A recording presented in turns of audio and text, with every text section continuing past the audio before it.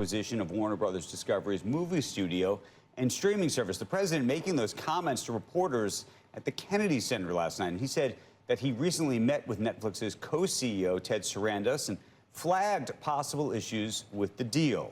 Take a look at what he said. He came up, he was in the Oval Office last week. I have a lot of respect for him. He's a great person, but he's done one of the greatest jobs in the history of movies and other things. He's got a lot of interesting things happening aside from what you're talking about.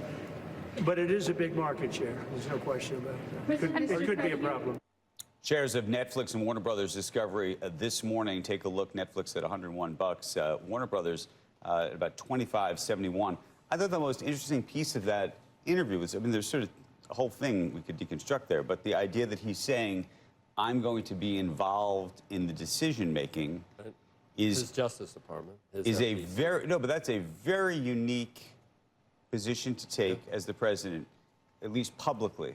I was trying to think back. I think that may very well be the first time I've ever heard the president of the United States saying that they were going to weigh in personally on a transaction of any sort. Now, yes, it's always been a Justice Department that, you know, and the lead of Justice Department is somebody they appointed and all of that.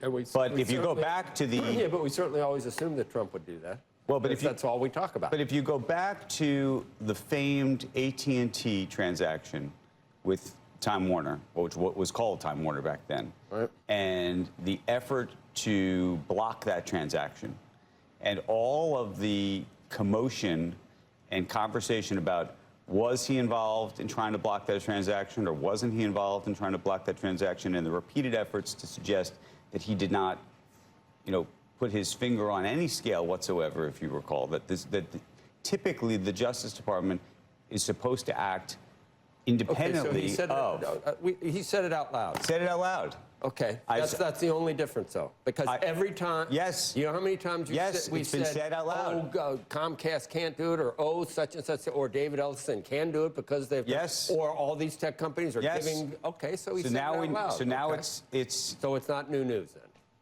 Well, it's a way to come out of the gates on Monday and say, oh my God, look what Trump's doing again. No, it's a way to say this is a major unheard of. It is unheard of. Even though you knew it was happening.